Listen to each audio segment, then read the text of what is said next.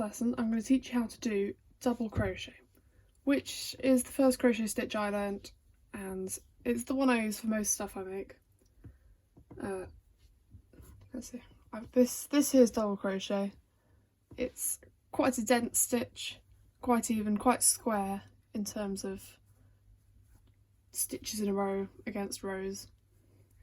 And once you've mastered double crochet, you can actually start to do some interesting projects. This is all double crochet, so it's a really good one to start with. And yes. So in lesson 1 we did making a chain. If you're going to double crochet into your chain, you need to make sure it isn't too tight,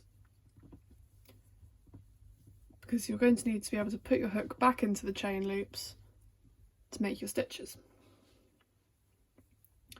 So I'm just making a chain at the moment. I'm not going to make it too long. So I'm just going to make like a sample patch to show you what we're doing. So when we were making the chain, we had gripping fingers, pinching fingers. I find for double crochet what you'll probably end up doing is you'll have the wool between these two fingers, and once you've got fabric coming, you'll be pinching it, and that's the easiest way to work. So if we look at the stitches coming from the hook, that's the first stitch there, and then that's the second stitch. So we're going to be putting the hook into the second stitch from the loop on the hook, which is that one there. And it doesn't really matter if you go into the wrong one. This is just what will keep the best tension at the edge. So you've got your hook into there. So you've got the chain on the hook and your loop on the hook.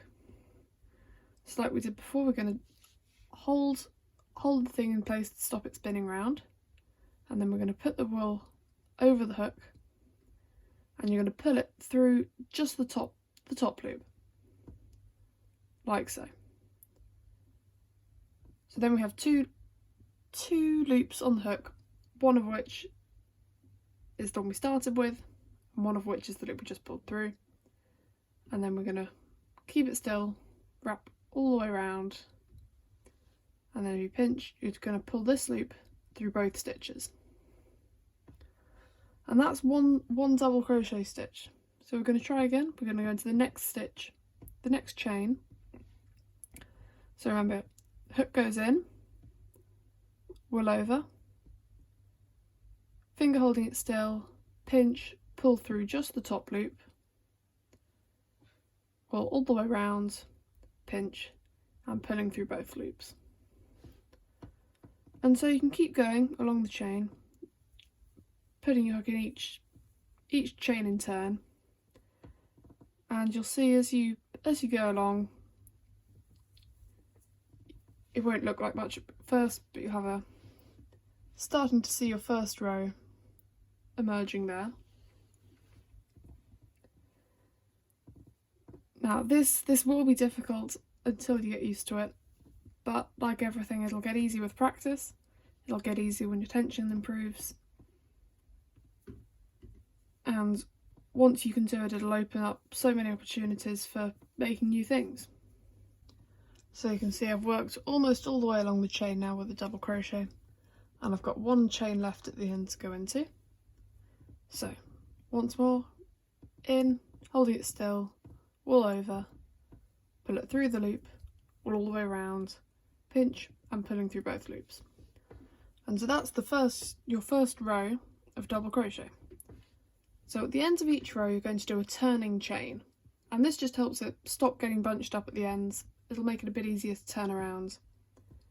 So you're going to do one chain, wool around, pinch, pull through, and then you're going to turn around your piece. So now your hook's on the right and the crochet is to the left of you. So you can see we've got our chain there, and then that's the last stitch we did.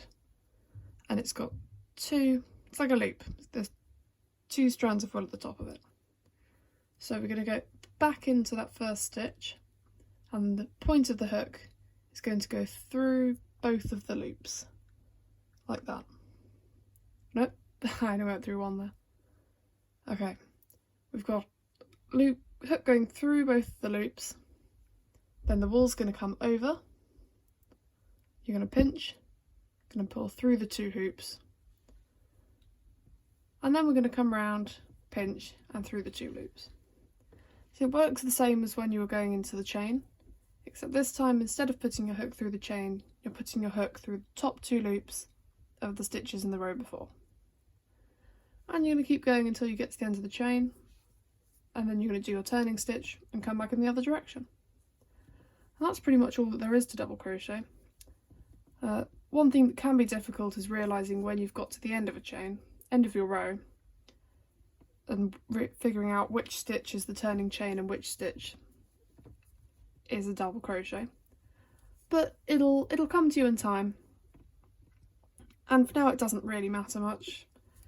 You know, if you discover your piece is getting narrower or wider, that'll happen. But you gotta keep practicing. So I'll show you now. I've almost got to the end of the row, and I've still got a bit left. So those 2 are definitely stitches, and I'm going to do my double crochet into them.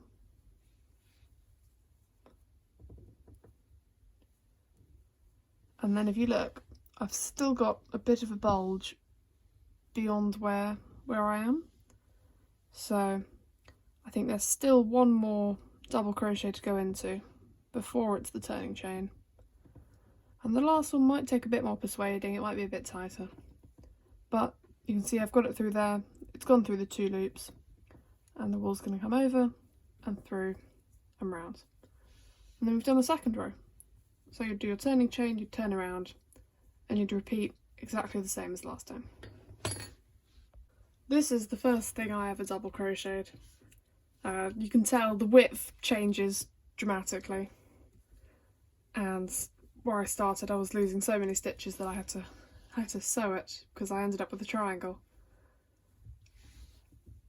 But think about it, now you've got double crochet, you can really start to make things in earnest, and it'll probably be better than this. But get practicing. You can experiment with stripes and things. So if you're wanting to do stripes, or if you're wanting to just finish off something, in true television fashion, here's one I made earlier. This is a patch of double crochet that's going to turn into something. Oh, by the way, I can't recommend more getting stitch markers. Not necessarily for marking stitches, but if you're making a crochet piece and you want to bring it with you, stick it in your bag or anything, then a stitch marker or even like a paper clip, put it through the loop when you take the loop off your hook, and that means if the wool gets pulled it's not going to unravel, because if you leave your hook in there it might fall out. Right, find my hook. So we've almost got to the end of a row, got a few stitches left to go. Also, to give you a reasonable expectation of timing of this, I've been crocheting for about 8 years and this took me an hour and a half. I could never make money from crochet. So I've got to the end of the row, I know what to cast off. So it's very similar to how we would cast off with the chain. I'm just going to grab my scissors, I'm going to snip the wool, and then I'm going to loop round like I'd do a chain, pull it through, and pull it all the way through. And then I can pull it tight, and I've got a knot. And there you've got your patch of double crochet. So get practicing, have a go, experiment with different colours. You can try with different sizes of hook, try with different sorts of wool. And pretty soon I'm going to show you a project that you can do just with a square of double crochet. So stay tuned for that.